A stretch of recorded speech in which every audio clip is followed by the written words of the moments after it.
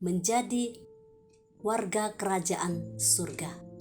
Terambil dari Nats Yohanes pasal 18 ayat 36 sampai 37. Jawab Yesus, "Kerajaanku bukan dari dunia ini. Jika kerajaanku dari dunia ini, pasti hamba-hambaku telah melawan, supaya aku jangan diserahkan kepada orang Yahudi. Akan tetapi kerajaanku bukan dari sini." Maka kata Pilatus kepadanya, "Jadi engkau adalah raja?"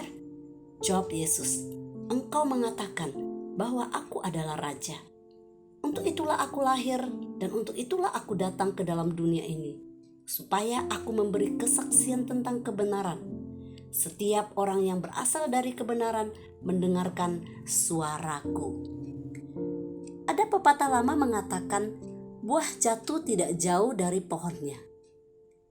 Jikalau pohon itu baik, maka buahnya pun akan baik. Namun, jikalau buah yang dihasilkan pohon itu berbeda, apakah sungguh buah itu meniru pohon itu, ataukah justru yang lain? Demikian juga pengikut Kristus seharusnya serupa dengan Yesus Kristus itu sendiri.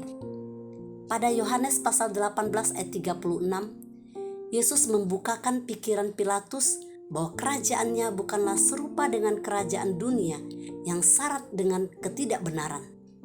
Dia datang ke dunia untuk membawa kebenaran, sehingga barang siapa percaya kepadanya tidak lagi binasa. Pertanyaan yang berulang-ulang diutarakan Pilatus menunjukkan bahwa ia tahu bahwa Yesus adalah kebenaran. Namun ia berusaha untuk menyangkalnya melalui pertanyaan demi pertanyaan yang diutarakannya. Yohanes pasal 18 ayat 37 juga memaparkan dengan jelas maksud dan tujuan kedatangan Yesus ke dunia dan siapa yang layak menjadi warga kerajaan surga. Orang yang menjadi bagian dalam kerajaan surga hanyalah orang yang mendengarkan Yesus. Hal ini tidak ditanggapi secara serius oleh Pilatus dengan tidak memandang kebenaran yang dinyatakan langsung oleh Yesus sebagai sebuah kebenaran yang layak dipertahankannya. Dia lebih memilih kenyamanan dunia dibandingkan menjadi warga kerajaan surga. Namun, di sisi lain Pilatus kehilangan kesempatan untuk masa depan yang cerah bersama Yesus Kristus di dalam kekekalan.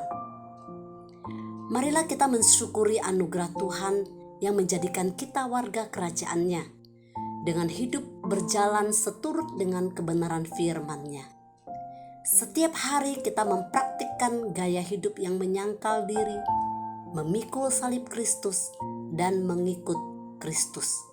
Matius pasal 16 ayat 24, Markus pasal 8 ayat 34, Lukas pasal 9 ayat 23.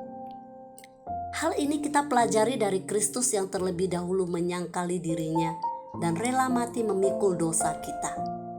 Menyangkali diri berarti hidup kita tidak lagi berpusat pada kepentingan diri sendiri, tetapi pada rancangan dan kehendak Tuhan. Memikul salib berarti kita siap hidup demi kebenaran firman Tuhan. Mengikut Kristus bukan sekadar ikut-ikutan, tetapi Kristus dan firman-Nya menjadi dasar kebenaran hidup kita. Menjadi warga kerajaan surga bukanlah hidup dalam prinsip dunia yang syarat dengan ketidakbenaran, namun hidup dalam prinsip kebenaran firman Tuhan. Tuhan Yesus memberkati.